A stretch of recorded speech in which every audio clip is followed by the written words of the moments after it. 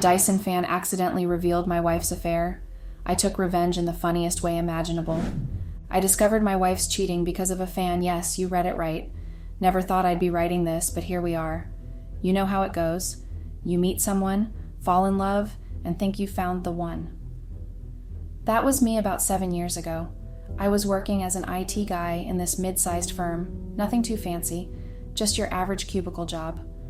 I liked it because it was low-key, and I could zone out with podcasts all day. But then one day the company hired a new project manager, and that's when everything changed. Her name was Callie. She was this vibrant, energetic woman who could light up a room just by walking into it. I noticed her the moment she stepped into our office, all confidence and charisma, like she owned the place. She had this way of talking that made you feel like you were the only person in the world she cared about. And for a while, it felt like maybe I was that person. We started chatting during lunch breaks. At first, it was just casual stuff. Where are you from? What do you do for fun? That kind of thing. But it quickly escalated to deeper conversations about our dreams, fears, and everything in between. Before long, I was looking forward to those chats more than anything else in my day. It felt like we clicked in a way I hadn't experienced before. One thing led to another, and before I knew it, we were dating. It wasn't long before we moved in together. Callie and I didn't hesitate to take big steps, even if we weren't together for long, because we were that couple who did everything together. We cooked elaborate dinners, binge-watched Netflix series, and even took those cheesy couples yoga classes. I was all in, head over heels, thinking this was it, the relationship that would last forever. We eventually got married in a small ceremony with just close friends and family, nothing too flashy, just the way we liked it. But you know how they say the honeymoon phase doesn't last forever? Yeah, they're not kidding. After a couple of years, the cracks started to show. I've seen things go down even more quickly in other relationships. At least ours took a little while longer. It was little things at first. Callie's sudden interest in working late, the way she seemed more focused on her phone than on our conversations. I tried to brush it off, convincing myself that every couple goes through rough patches. But deep down, I could feel that something was off. The first big fight we had was about something stupid. I don't even remember what it was, but it was intense, and it left me feeling like we were suddenly speaking different languages. That's when I realized how much we'd changed since those early days. The things that used to bring us together now seemed to push us apart. I wanted to talk about it, to work through whatever was going on between us, but every time I tried, Callie would shut down. She'd either get defensive or accuse me of overthinking everything. It wasn't just the fights, though. There were other signs that things were going south. Callie started making plans without me, going out with her friends more often, and spending weekends away for work trips. The worst part was that I could feel myself growing more distant, too. I started finding excuses not to be home, throwing myself into work or hanging out with my own friends just to avoid the tension. We were like two strangers living under the same roof, pretending everything was fine when it clearly wasn't. I'd lie awake at night, staring at the ceiling, wondering where things went wrong. I mean, I was still in love with her, at least I thought I was. But it was like I didn't know how to reach her anymore. Every time I tried, she'd just slip further away. I started questioning everything. Was it me? Was it her? Had we just outgrown each other? I didn't want to believe that was possible, but the evidence was hard to ignore. We tried going to couples therapy, but it felt more like a chore than something that could actually help. Callie would show up late, clearly disinterested, and I'd end up doing most of the talking while she sat there with her arms crossed, barely listening. After a few sessions, we both decided it wasn't working, and that was that. The idea of splitting up started creeping into my mind, but I couldn't bring myself to say it out loud. It felt like admitting defeat, and I wasn't ready for that. I started feeling like the woman in our relationship, because it's usually them who try their hardest to fix a completely broken relationship and wonder if the problem is actually in them. I didn't really like being too emotionally involved. I loved Callie in a way I had never loved anyone else, and until then, I was willing to fight for us, but it felt horrible being the only one willing to. So I did what any self-respecting adult would do. I ignored the problem and hoped it would go away on its own. Spoiler alert, it didn't.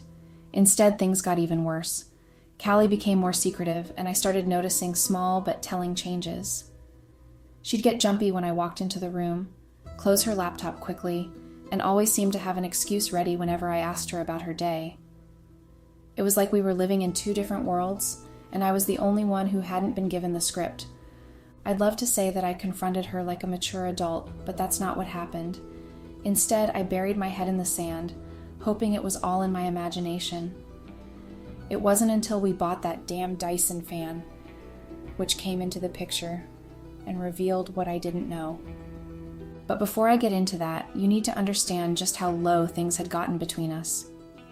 At that point, I was more focused on surviving each day without another argument than on fixing what was clearly broken. I felt like I was walking on eggshells, never sure what would set her off or when the next fight would happen. The tension was suffocating, and I could feel myself growing more resentful with each passing day.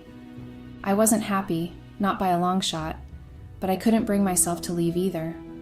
There was this part of me that still clung to the idea of us, of the life we'd built together. But looking back, I think I was just scared of starting over, of admitting that I'd failed at the one thing I thought I'd gotten right. So I stayed, even though I knew deep down that the relationship was on life support. And that's when fate, or rather a Dyson fan, decided to step in and give me the wake-up call I'd been avoiding. There I was, stuck in a marriage that was rapidly unraveling, too stubborn or scared to do anything about it. Honestly, the last thing I expected was for a household appliance to be the catalyst for everything blowing up in my face. It all started when Callie decided that our bedroom needed a makeover. She'd been complaining about the heat, saying our old fan just wasn't cutting it anymore. I figured it was another one of those passing complaints, but she went all out, researching the best cooling systems like it was a life or death situation. A few days later, she showed up with a brand new Dyson fan, one of those sleek, bladeless ones that look like they belong in a sci-fi movie. She was so proud of it, like she'd just brought home the holy grail of air circulation. We even discussed getting an AC, but our city isn't actually that hot for such an expense. The Dyson fan seemed like a good option, not like I had an opinion on it, but she seemed happy with her new toy. I didn't think much of it at first. I mean, it was just a fan, right? We set it up in the corner of the room, and I had to admit, it was pretty impressive. It was quiet, powerful, and looked cool, literally and figuratively. But it wasn't long before I started noticing something strange. Every time I walked into the room, the fan was pointing in a different direction. Now, I'm not usually the paranoid type, but it was weird. I'd leave it facing the bed, and when I came back, it'd be pointing at the window, or the door, or the closet. At first I thought it was just Callie adjusting it. Maybe she liked the air circulating differently or something, but it kept happening even when she wasn't around. One night, after a particularly tense dinner where we barely spoke to each other, I decided to test a theory. I positioned the fan to face the bed, made a mental note of exactly where it was pointing, and then went downstairs to grab a beer. When I came back up, the fan had shifted ever so slightly, just enough to make me think I was losing my mind. But then I remembered something. These fancy fans had motion sensors designed to detect movement and adjust airflow accordingly. That's when it hit me. What if it wasn't just detecting us? What if it was picking up on something else? It sounds crazy, I know, but I couldn't shake the feeling that something was off. So, I did what any sane person would do in my situation. I turned to Google. After a bit of digging, I found out that the Dyson fan's motion sensor was pretty sensitive. It could detect even the smallest changes in the room, like a door opening or someone walking by. That's when the paranoia really set in. What if the fan was catching movement when I wasn't around? What if Callie wasn't as alone in the house as she claimed to be during the day? I started paying more attention to the little details, the times Callie would be home alone, the strange shifts in the fan's direction, the odd timing of her texts and calls. It was like trying to piece together a puzzle with half the pieces missing. The more I thought about it, the more I convinced myself that something was definitely going on. I knew I had to find out for sure, but I didn't want to confront her without proof. I wasn't about to accuse my wife of cheating based on a fan's quirky behavior. So I decided to set a trap. I installed a small, hidden camera in our bedroom, aimed directly at the fan. If there was anything or anyone causing it to move, I'd catch it on tape. For the next few days, I watched that footage like a hawk. At first, there was nothing, just the usual comings and goings, Callie moving around the room, the fan occasionally adjusting its direction. But then, one afternoon, I saw it. Callie was in the room, talking on the phone, pacing back and forth like she always did when she was deep in conversation. But this time, she wasn't alone. A few minutes into the call, the door opened and a man walked in. I couldn't see his face, but I didn't need to. The way he walked up to her, the way they hugged, it was all the confirmation I needed. My heart sank. There it was, plain as day, my worst fears realized. Callie was having an affair, and she wasn't even trying that hard to hide it. The fan had been catching their movements, reacting to their presence whenever they were in the room together. I felt like an idiot for not seeing it sooner, for letting things get this bad without doing anything about it. But after the initial shock wore off, something inside me snapped. I wasn't just hurt. I was angry, angrier than I'd ever been in my life. I wasn't going to sit around and let her get away with this. If she wanted to play games, then fine. I'd play too, but on my terms. That's when the idea came to me. It started as a small, petty thought, but the more I considered it, the more perfect it seemed. I wasn't going to confront her, at least not directly. No, I was going to make her life as uncomfortable as possible, and I was going to use that damn Dyson fan to do it. I knew she had a big presentation coming up at work, something she'd been stressing about for weeks. She'd been rehearsing in our bedroom, using the fan to keep the air cool while she practiced her speech in front of the mirror. I waited until the night before the presentation, when she was asleep, to put my plan into action. First, I reprogrammed the fan. I figured out how to access the settings and change the motion detection sensitivity to the maximum level. Now, even the slightest movement would cause it to go haywire, swinging back and forth unpredictably. Then I rigged it to emit a low, barely audible hum whenever it detected motion, just loud enough to be annoying, but not so loud that she'd realize it was deliberate. The next morning, I made sure to act normal, giving her a quick kiss on the cheek before heading out to work. I knew she'd spend the morning rehearsing one last time before heading to the office. Sure enough, around midday, I got a frantic text from her. "The fan's broken or something," she wrote. "It won't stop moving and making this weird noise." I played dumb, texting back, "That's weird. Maybe it's just the heat?" I could picture her in the bedroom, trying to stay calm while the fan went berserk, throwing her off her game every few seconds. The thought of it made me grin like an idiot. It was a small victory, but it felt good to have the upper hand for once. Of course, that was just the beginning. The fan was just a warm-up, a test run for the real revenge that was yet to come. It was just the start, a way to mess with Callie's head and see how far I could push her before she snapped. I wasn't satisfied with a few glitches and distractions. I wanted her to feel the same humiliation and confusion I'd been dealing with for months. I wanted her to know that I wasn't just some clueless, bumbling husband who could be kept in the dark while she had her fun on the side. So, after the fan stunt, I stepped up my game. I started small. Subtle changes that were just annoying enough to get under her skin. I'd switch her contact lenses with older, slightly weaker prescriptions, so she'd squint at her computer screen all day. I'd rearrange the files on her laptop just enough to throw off her meticulously organized system. Nothing too drastic, just enough to keep her on edge. She started to unravel. I could see it in the way she was constantly on her phone, trying to figure out what was wrong.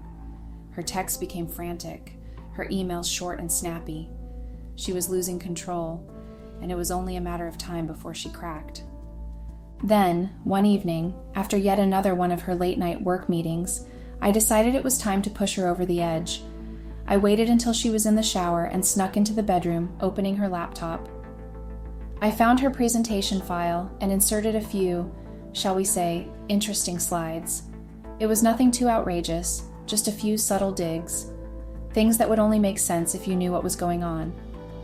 A slide titled "Infidelity and Professionalism," a case study, for example, followed by a few graphs that made absolutely no sense. I left the rest of the presentation intact, knowing she wouldn't have time to go through it all before her big meeting the next day. The following morning, I made sure to stay home sick so I could watch the chaos unfold. Sure enough, around noon, my phone started blowing up with messages from her. "What the hell did you do?" she screamed into the phone when I finally picked up. I could barely contain my laughter as she ranted about how I'd sabotaged her career, how I'd ruined her life, how I was a vindictive, petty little man. "Are you seriously accusing me of messing with your presentation?" I said, feigning innocence. "Maybe if you weren't so distracted all the time, you'd have noticed before you got to the office." That was the spark that lit the fuse. She came storming home that evening, practically kicking the door open, her face red with rage. I'd never seen her so furious. She was practically vibrating with anger. "You think this is funny?" she screamed, throwing her bag onto the floor. "You've been screwing with me for weeks. I know it was you with the fan and the files, and now this. What the hell is wrong with you?" I stood there, arms crossed, not even trying to hide my smirk. "What's wrong with me? You mean besides the fact that my wife has been cheating on me with some random guy while I'm busting my ass trying to keep this marriage together?" She froze, her eyes widening in shock. For a moment, the anger disappeared, replaced by pure panic. What are you talking about? I'm not..." "Don't even try to lie to me, Callie," I interrupted, my voice cold and steady. "I know everything. The late nights, the secret phone calls, the guy you've been sneaking into our house when you think I'm not paying attention. I've got it all on tape, thanks to that fan you love so much." She opened her mouth to protest, but I wasn't done. "I gave you every chance to come clean, to tell me the truth, but you didn't.